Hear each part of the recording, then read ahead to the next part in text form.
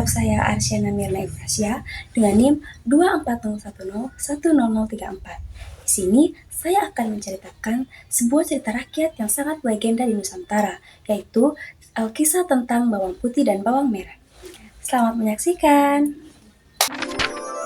Bawang merah dan bawang putih. Pada zaman dahulu kala, di sebuah desa tinggal sebuah keluarga yang terdiri dari ayah, ibu, dan seorang gadis remaja yang cantik bernama Bawang Putih. Mereka adalah keluarga yang bahagia. Meski ayah Bawang Putih hanya pedagang biasa, namun mereka hidup rukun dan damai. Namun suatu hari, ibu Bawang Putih sakit keras dan akhirnya meninggal dunia. Bawang Putih sangat berduka, demikian pula ayahnya.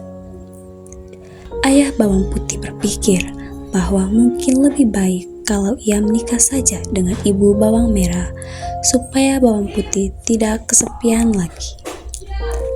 Dengan pertimbangan dari Bawang Putih, maka ayah Bawang Putih menikah dengan ibu Bawang Merah. Awalnya ibu Bawang Merah dan Bawang Merah sangat baik kepada Bawang Putih. Namun lama-kelamaan sifat asli mereka mulai kelihatan. Mereka kerap memarahi Bawang Putih dan memberinya pekerjaan berat jika ayah Bawang Putih sedang pergi berdagang. Bawang Putih harus mengerjakan semua pekerjaan rumah, sementara Bawang Merah dan ibunya hanya duduk-duduk saja. Tentu saja ayah Bawang Putih tidak mengetahuinya, karena Bawang Putih tidak pernah menceritakannya. Suatu hari, ayah Bawang Putih jatuh sakit dan kemudian meninggal dunia. Sejak saat itu, Bawang Merah dan ibunya semakin berkuasa dan semena-mena terhadap Bawang Putih. Bawang Putih hampir tidak pernah beristirahat. Ia sudah harus bangun sebelum subuh untuk mempersiapkan air mandi dan sarapan bagi Bawang Merah dan ibunya. Kemudian, dia harus memberi makan ternak, menyirami kebun, dan mencuci baju ke sungai. Lalu dia masih harus menyetrika, membereskan rumah, dan masih banyak pekerjaan lainnya. Namun, Bawang Putih selalu melakukan pekerjaannya dengan gembira, karena dia berharap suatu saat ibu tirinya akan mencintainya seperti anak kandungnya sendiri. Pagi ini seperti biasa, Bawang Putih membawa bakul berisi pakaian yang akan dicucinya di sungai. Dengan bernyanyi kecil, dia menyusuri jalan setapak di pinggir hutan kecil yang biasa dilaluinya. Hari itu cuaca sangat cerah. Bawang Putih segera mencuci pakaian kotor yang dibawanya, dan saking terlalu asyiknya, Bawang Putih tidak menyadari bahwa salah satu baju telah hanyut terbawa arus. Celakanya, baju yang hanyut adalah baju kesayangan ibu tiri. Ketika menyadari hal itu, baju ibu tirinya telah hanyut terlalu jauh. Bawang Putih mencoba menyusuri sungai untuk mencarinya, namun tidak berhasil menemukannya. Dengan putus asa, dia kembali ke rumah dan menceritakannya kepada ibunya. "Dasar ceroboh," bentak ibu tirinya. "Aku tidak mau tahu. Pokoknya kamu harus mencari baju itu dan jangan berani pulang ke rumah kalau kau belum menemukan. Mengerti?" Bawang Putih terpaksa menuruti keinginan ibu tirinya. Dia segera menyusuri sungai tempat mencuci tadi. Matahari sudah mulai meninggi, namun Bawang Putih belum juga menemukan baju ibunya. Dia memasang matanya dengan teliti, diperiksanya setiap jaluran akal yang menjorok ke sungai. Siapa tahu baju ibunya tersangkut di sana. Setelah jauh melangkah dan matahari sudah condong ke barat, Bawang Putih melihat seorang penggembala yang sedang memandikan kerbaunya. Maka Bawang Putih bertanya, "Wahai paman yang baik, apakah paman melihat baju merah yang hanyut lewat sini? Karena saya harus menemukan dan membawanya untuk pulang." "Ya, tadi saya lihat nak, kalau kamu mengejarnya cepat-cepat, mungkin kau kau bisa mengejarnya, kata paman itu. Baiklah paman, terima kasih, kata bawang putih dan segera berlari kembali menyusuri. Hari sudah mulai gelap, bawang putih sudah mulai putus asa. Sebentar lagi malam akan tiba dan bawang putih dari kejauhan tampak cahaya lampu yang berasal dari sebuah gubuk di tepi sungai. Bawang putih segera menghampiri rumah itu dan mengetuknya. "Permisi," kata bawang putih. Seorang perempuan tua membuka pintu. "Siapa kamu, nak?" tanya nenek itu. "Saya bawang putih, Nek. Tadi saya sedang mencari baju ibu saya yang hanyut dan sekarang kemalaman.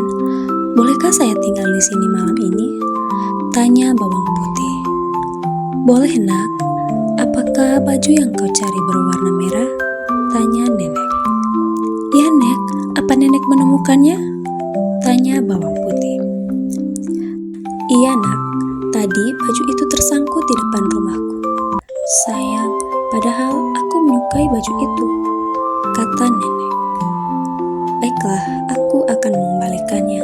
Tapi kau harus menemaniku dulu di sini selama seminggu. Sudah lama aku tidak mengobrol dengan siapapun. Bagaimana?" pinta nenek. Bawang putih berpikir sejenak. Nenek itu kelihatan kesepian. Bawang putih pun merasa iba. "Baiklah, Nek, saya akan menemani nenek selama seminggu.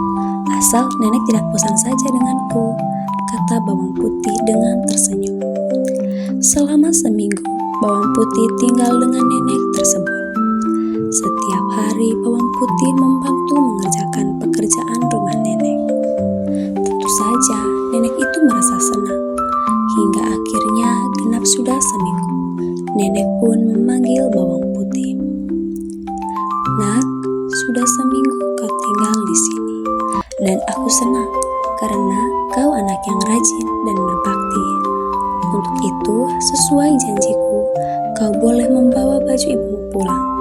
Dan satu lagi, kau boleh memilih satu dari 2 labu kuning ini sebagai hadiah," kata nenek. Mulanya bawang putih menolak diberi hadiah, tapi nenek tetap memaksanya. Akhirnya bawang putih memilih labu yang kecil. "Saya takut tidak kuat membawa yang besar," katanya. Nenek pun tersenyum dan mengantarkan bawang putih hingga ke depan rumah.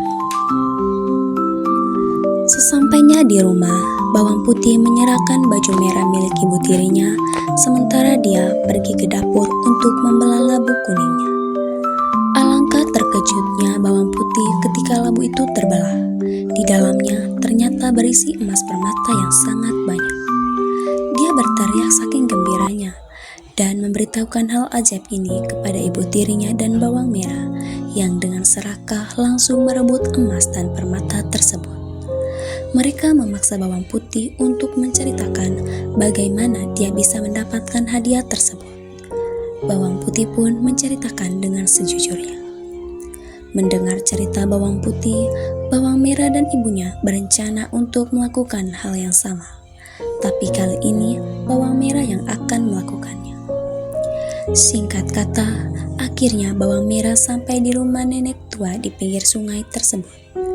Seperti bawang putih, bawang merah pun diminta untuk menemaninya selama seminggu.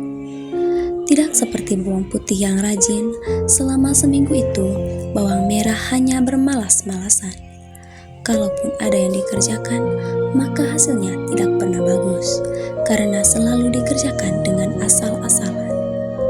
Akhirnya, setelah seminggu, nenek itu membolehkan bawang merah untuk pergi.